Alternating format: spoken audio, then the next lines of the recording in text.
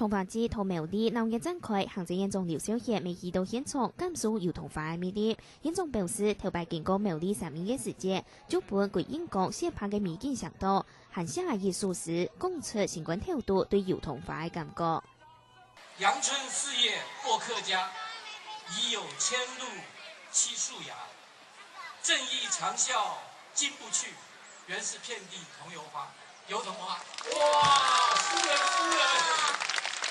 呢度觸結 selfie，廖院長未帶頭同桃花送片爭氣，買嘅價值大約2萬元嘅周邊商品，包含苦茶油禮盒、3年書雕、老童話、同意對比，希望加啲安用，帶同地方嘅觀光同送機。院長買嘅啲童話對杯，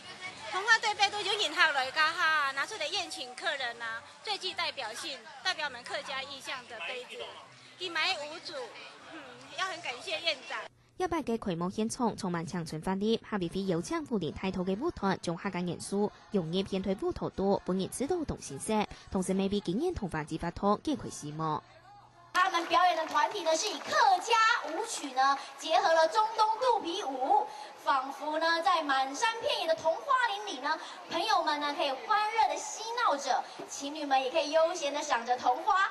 今天我要在這裡宣布，我們2009年的客家童話季就從現在開始，有10個縣市，10個縣市，同時從今天開始舉辦客家童話季。